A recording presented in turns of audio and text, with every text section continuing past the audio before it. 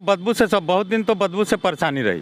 बरसात जितने दिन रहा है बच्चे बदबू से परेशान थे, क्लास में तक बदबू इसकी जाती थी, बहुत परेशान रहते थे बच्चे। इसके लिए में आम लोगों का रहना मुश्किल हो गया है।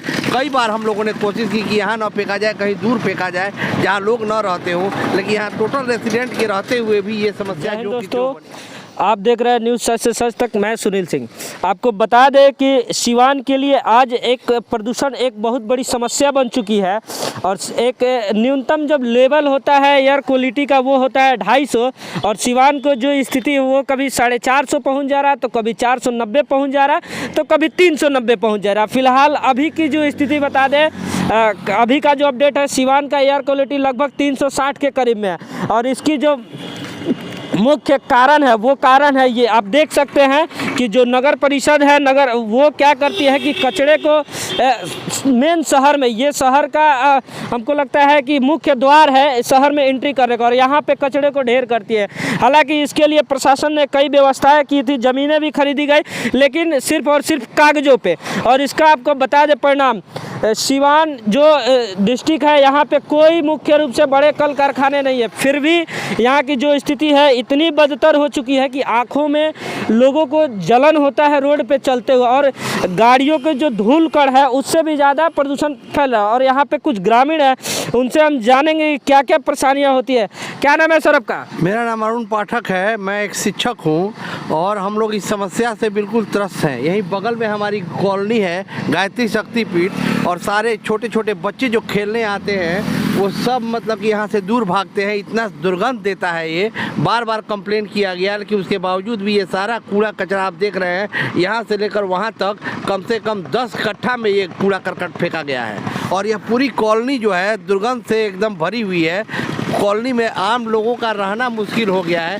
कई बार हम लोगों ने कोशिश की कि यहाँ ना फेंका जाए, कहीं दूर फेंका जाए जहाँ लोग न रहते हों, लेकिन यहाँ टोटल रेसिडेंट के रहते हुए भी ये समस्या जो कि जो बनी हुई है। आपको पता है कि इस कचरा को इकट्ठा करने के लिए अंगौता में कई एकड़ जमीन खरीदा गया है, पता है आपको? नहीं, ये तो हमें जानकारी नहीं थी। तो आपको नहीं पता है? पता है। अच्छा, ये कचरा यहाँ पे कौन एकत्रित करता है? ये नगर निगम वाले लाते हैं, वही तो ये समस्या का सब जड़ है। और इस बार चुनाव में हम लोग दिखा देंगे उनको, हर हाल में दिखा देंगे। जितने भी कैंडिडेट हैं ना, वो जो विजेता बने हुए हैं, उन सबको दिखा देंगे कि उनको हराना है इस बार हर हाल में। हम लोगों ने सब एकजुट हो गए हैं कि हम लोग को इन लोगों को इस बार हरा देना है, क्योंकि इन लोगों के इस कूड़ा करकट फेंकने से कितना प्रदूषण पूरे शहर में फैल रहा है। और यहाँ बगल में कॉलोनी है, इन लोगों को दिखता नहीं है कि कॉलोनी के लोग कैसे रहेंगे, यहीं लाकर गिरा देते हैं। कहीं आपके जाति का कैंडिडेट निकल गया तो? हमारे जाति का अभी कैंडिडेट निकला तो उसको हराएंगे, क्योंकि यहाँ जात पात पर वोट नहीं देना है। यहाँ पर देखना है कि जो विकास का काम करेगा वही जीतेगा। कहीं कुछ व्यवस्था हो गया तो? कुछ नहीं, कोई व्यवस्था यहाँ नहीं चलने वाली है,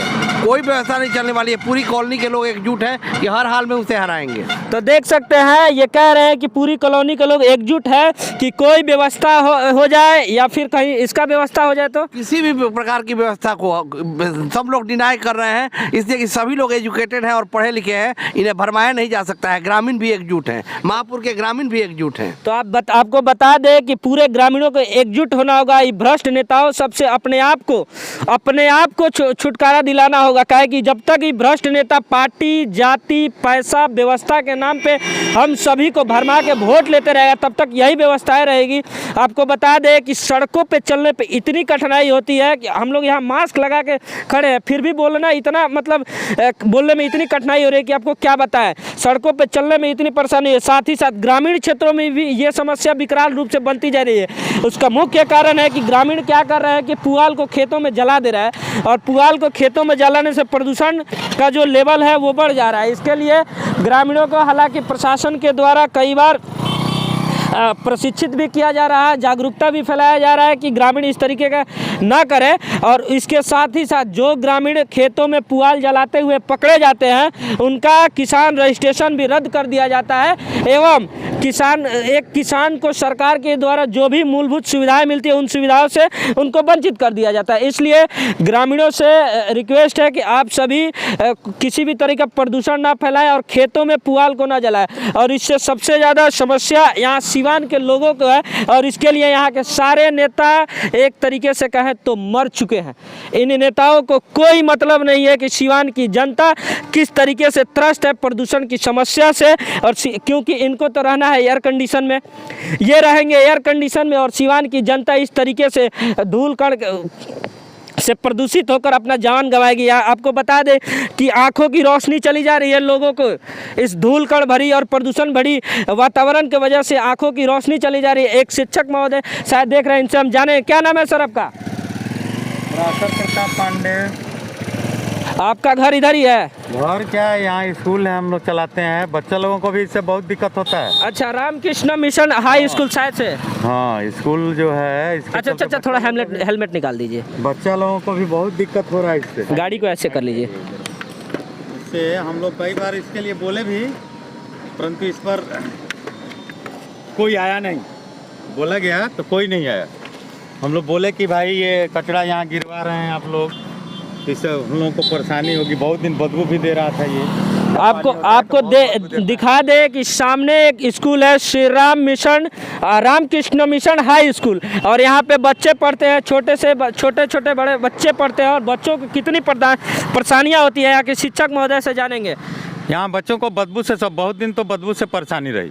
बरसात जितने दिन रहा है, बच्चे बदबू से परेशान थे, क्लास में तक बदबू इसकी जाती थी, बहुत परेशान रहते थे बच्चे। इसके लिए हम लोग बोले भी तो किसको बोले थे? ये जो गिरा रहे थे लोग, तो ये लोग गिराना बंद किए। इसके बाद से लिया कर ये कबाड़ वगैरह लोग डाल दिए हैं ऊपर से। अब धूल उड़ रहा है, पूरा गंदगी फैला रहे हैं चारों तरफ।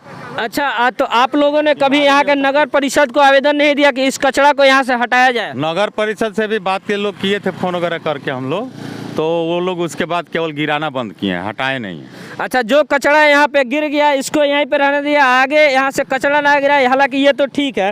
अच्छा, यहाँ के जो बच्चे पढ़ते हैं, इस प्रदूषण के वजह से आज सिवान के लिए सर प्रदूषण एक बहुत बड़ी समस्या बन चुकी है। और इस प्रदूषण को, इस कचरे को ढेर करने के लिए अंगौता में प्रशासन के द्वारा और नगर परिषद के द्वारा जमीन भी कई एकड़ खरीदा गया, आपको पता है? ना, ऐसी कोई जानकारी हमको तो नहीं है कि कोई ज़मीन खरीदा गया है, परंतु अगर ख़रीदा गया तो वहाँ ले जाना चाहिए, इसे वहाँ ले जाकर गिराना चाहिए। या तो पैसे के लोभ में ये गिर रहा होगा कि कुछ से पैसा लिए होंगे लोग ज़मीन वालों से कि भाई भर देंगे, तुम पैसा दो, उसके आधार पर गिरा रहे होंगे लोग। अच्छा, तो ये भ्रष्ट नगर परिषद के अधिकारियों के लिए आप क्या कहेंगे? ये तो इन लोगों का तो भ्रष्टाचार आदत है। नगर परिषद तो हमेशा भ्रष्टाचार में डूबा रहता है। नगर परिषद को तो पूछना ही नहीं, हर काम के लिए पैसा चाहिए, हर काम के लिए पैसा लेकर ही काम करते हैं, बगैर पैसे का कोई काम नहीं करते हैं नगर परिषद वाले। चुनाव सर करीब में है नगर परिषद का, क्या इस बार जनता क्या करेगी? जनता तो जानते ही हैं, बस ठगी जाती है हमेशा, जाति के नाम पे। हाँ, पैसा के नाम पर, पैसे के प्रलोभन पर कुछ लोग बिक जाते हैं, बिक करके इधर उधर अपना। जो लोग जाति, पैसा, व्यवस्था या फिर और भी शराब, कुछ भी व्यवस्था प्रलोभन के द्वारा इस तरीके के नगर परिषद के अधिकारियों को चुनते हैं, उसके लिए आप क्या संदेश देना चाहेंगे? ऐसे लोग बिल्कुल अपने लिए पैरों पर कुल्हाड़ी मारते हैं, अपना हाथ काट लेते हैं। अपना हाथ काट के दे दीजिए। अगर घूस लेकर वोट दे दिए, पैसा लेकर वोट दिए, तो अपना हाथ ही काट लिए, उनका अधिकार समाप्त हो गया। वो कुछ कह भी नहीं सकते हैं, किसी काम के लिए जा भी नहीं सकते हैं, जाकर कोई कह भी नहीं सकते हैं कि भाई हमारा काम ये नहीं हो रहा है, क्योंकि वो तो पैसा खा लिए हैं, पैसा खाकर वोट दिए हैं। वो कहते हैं, प्रतिनिधि लोग खुद कहते हैं हम तो पैसा देकर वोट खरीदे हैं, हम कह लिए किसी का काम करने जाएंगे, पैसा लिए हैं, वोट खरीदे हैं। आपको लगता है कि कहीं ना कहीं उसी का शिकार ये सिवान हुआ है? हाँ, उसी का शिकार है। ये सिवान जिला जो है इसी का शिकार हुआ है। जब भ्रष्ट लोग आएंगे, पैसे से वोट खरीद के जीते रहेंगे, तो ये लोग तो वही काम करेंगे। उनको तो पता है कि जनता से कोई मतलब है नहीं, जनता से हमको क्या मतलब, हम तो पैसा देंगे, फिर वोट खरीद लेंगे, फिर आ जाएंगे जीत कर। तो आप लोग देख सकते हैं, शिक्षक महोदय का कहना है कि भ्रष्ट नेताओं को पता है कि हमको पैसा देकर चुनाव जीत जाना है, और इसलिए वो नेता इस पे ध्यान ना देकर थोड़ा बहुत पैसों देकर, पैसों के प्रलोभन में हर बार चुनाव जीत जाते हैं। तो यहाँ सिवान के समस्त नागरिकों से कहना है कि आप लोग पैसा, जाति, व्यवस्था के नाम पे वोट देना बंद करें, और ऐसे ऐसे नेताओं को तो एकदम बहिष्कार होना चाहिए। और आप सभी को भी, अच्छा सर, ग्रामीणों को क्या संदेश देना चाहेंगे कि इस तरीके से प्रदूषण से फैलाने से? प्रदूषण, ग्रामीण लोगों को भी इसमें ध्यान रखना चाहिए कि प्रदूषण के लिए अपने से भी व्यवस्था करें। जो कचरा घर का निकलता है वो अलग अलग निकालें, एक जगह एक ही में मिक्स कर देते हैं कचरा, इससे भी गंदगी फैलती है, बदबू फैलती है।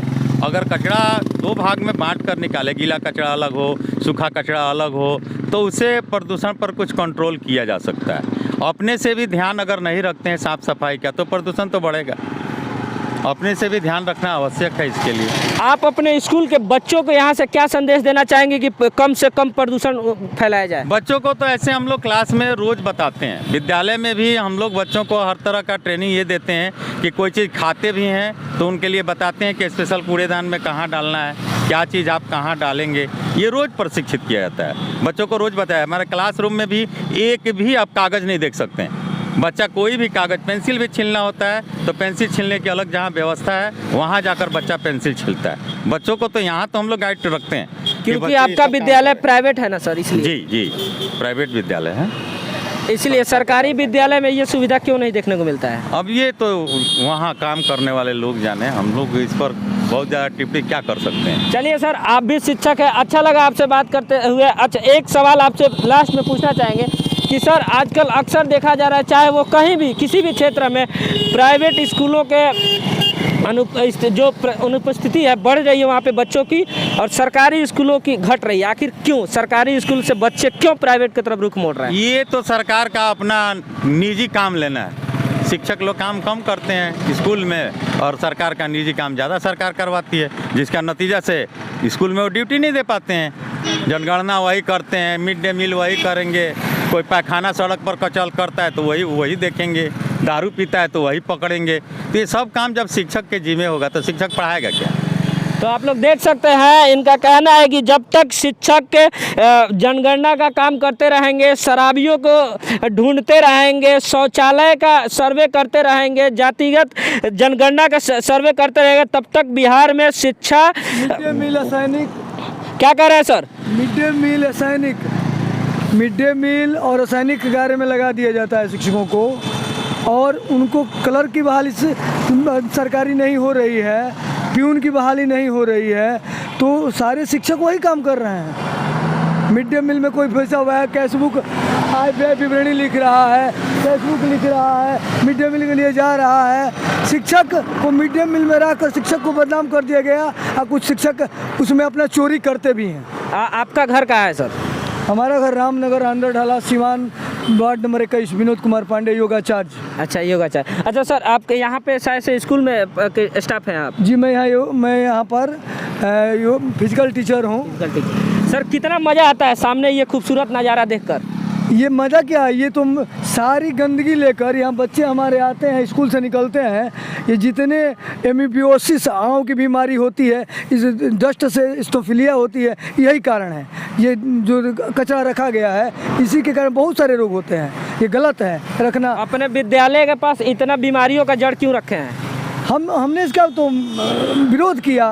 यहाँ वो गिरा रहा था, उस जेसीबी वालों को हमने बोला कि ये मत गिराओ यहाँ, तो वो भागा, अब नहीं गिरा रहा है। लेकिन ये अब क्या कहा जाए इसको, जिसका ज़मीन है वो गिरवा रहा है ज़बरदस्ती। नगर परिषद को देखना चाहिए, क्योंकि नगर पालिका अब हमारे विद्यालय के नगर पालिका के अंतर्गत आ गया है, तो ये दायित्व तो नगर परिषद को है। तो आप लोग देख सकते हैं प्रशासन किस तरीके से मुख्य द्वार, जो मतलब नगर परिषद में एंट्री करने का ये द्वार है, और यहाँ पे कितनी बढ़िया व्यवस्थाएं रखनी चाहिए। शर्म आना चाहिए ऐसे नगर परिषद के अधिकारियों को और प्रशासन को। बल्कि सिवान के इस रामकृष्ण मिशन हाई स्कूल के बगल से हमारा ये प्रयास कैसा लगा आप लोग कमेंट करके ज़रूर बताएं, और इस तरीके के प्रदूषण को और कचरे को किस तरीके से सिवान से बाहर किया जाए कमेंट करके ज़रूर बताएं। और आप अगर हमारा वीडियो यूट्यूब पे देख रहे हैं तो चैनल को सब्सक्राइब करें, और फेसबुक पेज पे देख रहे हैं तो पेज को लाइक एंड फॉलो करें। जय हिंद दोस्तों।